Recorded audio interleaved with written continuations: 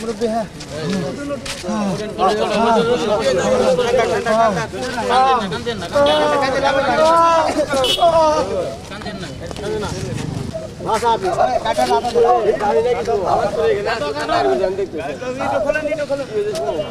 ব্যবসা করে ওই আমার ছোট ভাই রিক্সা চালায় রিক্সা করে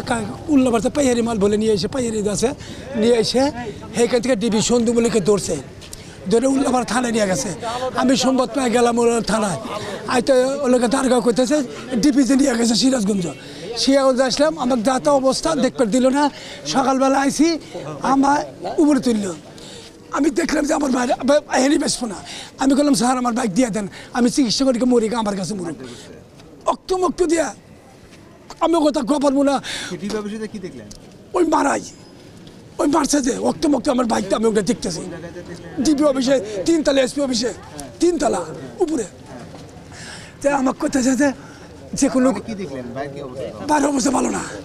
বাইরের অবস্থা ব্রিটিশ আমাকে বাইকেরও করতেছে বই চাষি করে করতেছে আমাকে করতেছে সার করে আর ডিবির অফিসার করছে তুই তোরা কারণে পাও নড়াই পারতেছে না মানুষ সোজা কথা কিছু করতে পারতেছে না পরে আবার আমি ডিবি করলাম ডিবি করতেছে যে টেনে 5 লাখ করলাম ইস্কা চালা কোনটা দিব কোনো দুষি মুষি পান নাই কিছু না কোনো কি পাইছেন কিছু আচ্ছা এত কথা ডিবি আচ্ছা এত কথা দিন পরে থেকে আমাকে কইতেছে যে এই কত লাগে যে কোনো মিডিয়া জানে না কোনো কেসে আমার চাকরি থাকবো না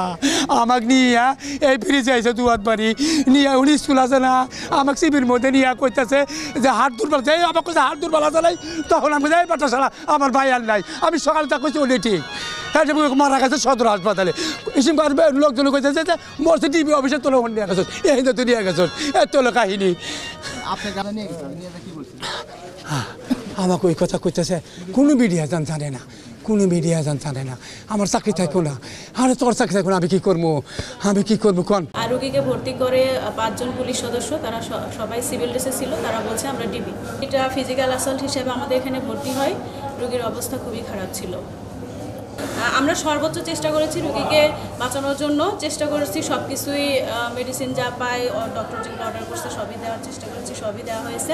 তারপরে রোগীটা 4টার সময় মারা যায় সকালের দিকে আসামিটাকে ধরার পর যে একটু তো বুঝেন আসামিরা ধরতে গেলে একটু ছুটে যাওয়ার চেষ্টাও করে তো সেটাও করেছে তারপরও যাই হোক ধস্তাধস্তির একটা পর্যায়ে তাকে ধরতে সক্ষম হয় তারপরে তাকে জিজ্ঞাসাবাদ করে তো যে তার অতীতে শ্বাসকষ্টের একটা প্রভাব ছিল অ্যাজমা ব্রঙ্কাইটিস অ্যাজমার তো তাৎক্ষণিকভাবে তাকে হাসপাতালে ভর্তি করা হয় সদর হসপিটালে নিয়ে গেলে